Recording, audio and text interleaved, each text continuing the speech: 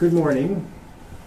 First, I'd like to say I fully understand the frustration and pain that our teachers and other educators feel. I not only understand it, I share it. Now, I haven't been with the district as long as many of them have. I haven't been subject to working without pay cuts for 10 years, but I understand the frustration they feel, and I would like to do something about it. And I understand that they have to be paid for the work that they do. And I intend to pay them for the work that they do. Still, it breaks my heart to think about the major impact that the closure of 94 of the district's 97 schools is having on our students and on their families. Today, 45,628 students are out of school, and their families are being forced to try to find ways to care for these children so unexpectedly. Many parents may be forced to take a day off of work, perhaps even without pay. And many of our students who rely on breakfast and lunch meals that they would get during school may go without them today. Apart from that toll of closing 94 of our schools has had on our students and their families, our district funding will be impacted at a time when we can least afford it. Today's school closure action, encouraged by the DFT, will cost the district approximately $2 million in state aid. That amount of funding equates to the cost of hiring approximately 20 teachers, and we'll never get that back. The loss of these funds does nothing to help the district address the serious issues that we have all been working to address, including student-teacher ratios and smaller class sizes, as well as improving the quality of learning in our schools. I have said before that I cannot guarantee what the legislature will do. No one can guarantee what the legislature will do. Still, I have been and remain confident that the Michigan legislature understands the urgency and importance of the reform legislation that is before it, and that it will act in a timely manner to assure that the operations of the school district will continue uninterrupted. I have that confidence because the alternative is so unimaginable. DPS will not be able to maintain operations after June 30th without this reform legislation. I've been working every day with legislators and other policymakers in the Michigan legislature in an attempt to educate them about the urgency of this situation. And I will be continuing my efforts to help them understand how critical the passage of this legislation before them is, not only to the future of the Detroit Public Schools, but to the future of Detroit. The future of Detroit is as much at stake here as the future of the school system. As I said, without this legislation, the schools will not be able to operate after June 30th, 2016. And because of that, we urge everyone who has a stake in the future of DPS, including the unions, its leadership, teachers, other educators, parents, civic leaders, to join together to urge the legislature to act promptly. And I'd like to ask our superintendent, Alicia Merriweather, to make a few comments as well. Thank you, Judge. Good morning. I'm going to keep my comments focused to three big buckets. The first one is around today's action. And what I want to be clear about, I've heard some different stories in the news.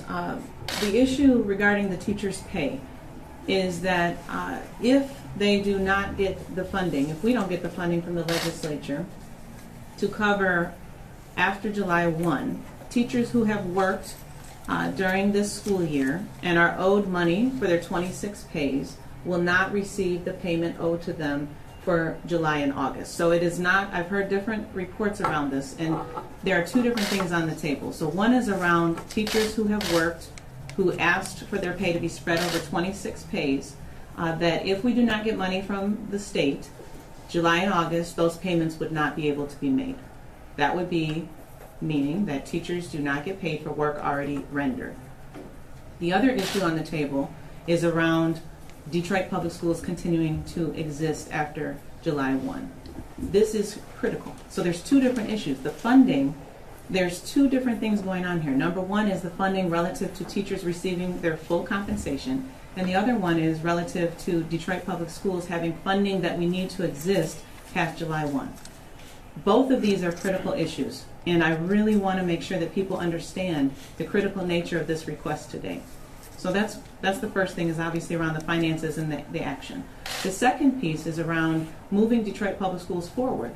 And obviously we cannot move forward if we do not receive the funding from the legislature. And I am asking everyone, the teachers who are outside right now, the families who are at home right now, the community members, everyone who's out there, to call the legislators, to call Lansing. So we called for, the DFT called for a sick out. I'm calling for people to call Lansing and to make it clear what your opinion is about what should be done for financing for Detroit Public Schools. It is absolutely critical for us to continue and to evolve, which is the third point. If we get the money, and I've said this multiple times, if we get the money and we fix our financial situation, but we do not address the academic issues in Detroit Public Schools, we have not solved any problems. And so I want to put this out to the entire community listening, that Detroit Public Schools is not only committed to solving our financial problems if we're given the resources to do that, we're committed to really doing an up, down, and across view of how we fix our academic situation in Detroit Public Schools. And so we cannot do that, obviously, if we do not have funding. And I just need everyone out there to know that the staff of Detroit Public Schools, from the top all the way down, all across this district, is committed to making sure that Detroit Public Schools improves as we move forward. So I thank you for your support, and I just encourage everyone who cares about Detroit Public Schools that you would please take up the mantle of action and call Lansing and communicate the dire situation that we are in here in Detroit Public Schools. Thank you. And I just want to make one more statement before we take your questions.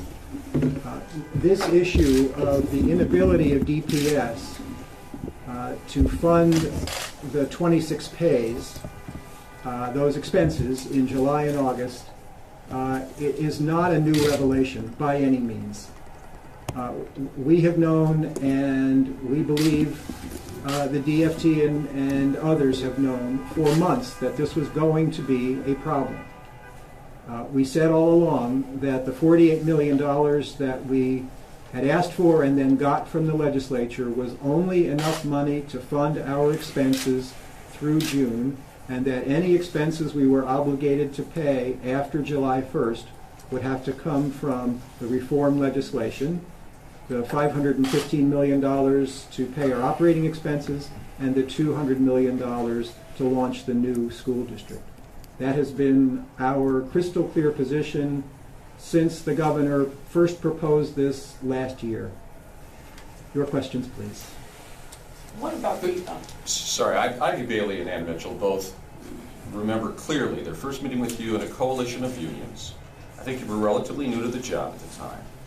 But they asked you specifically, in their recollection, about the 26-weekers and whether or not they would be covered subsequent to June 30th. And you said, yes, everybody would be covered. Was that a miscalculation, a miscommunication, or bad information on your part? How did this disconnect happen? Because they see it entirely differently. I have no recollection of that conversation. If I said that, I must have been referring to the fact that they would be paid if the legislature passed the reform bill, which I was then confident about and remain confident about. I don't know what more to say about that. Why would you endorse, though, this supplemental bill if it left 2/3 of your teachers essentially working without pay? If you knew that it wasn't, that supplemental appropriation wasn't going to be enough to cover them as well? As I said, the reason is because I was then and remain now confident that the reform legislation would pass.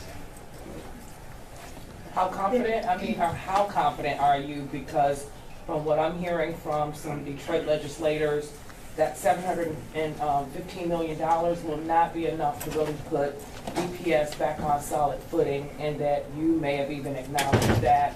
So they may hold out for more, which would mean, you know, a longer time period possibly before we even see a deal in Lansing.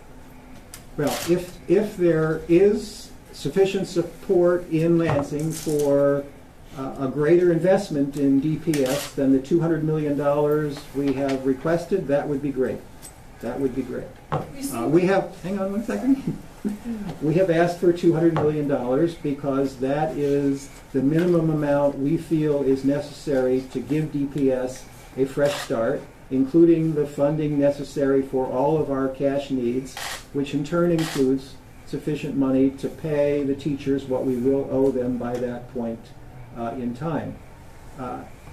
I said when we requested the legislature for $48 or $50 million to finish this school year that I was confident that that would happen, and I based that confidence on the fact that I believe the legislature would do the right thing and not take a course of action that would result in shutting down DPS, because that's what the result was going to have to be at that time.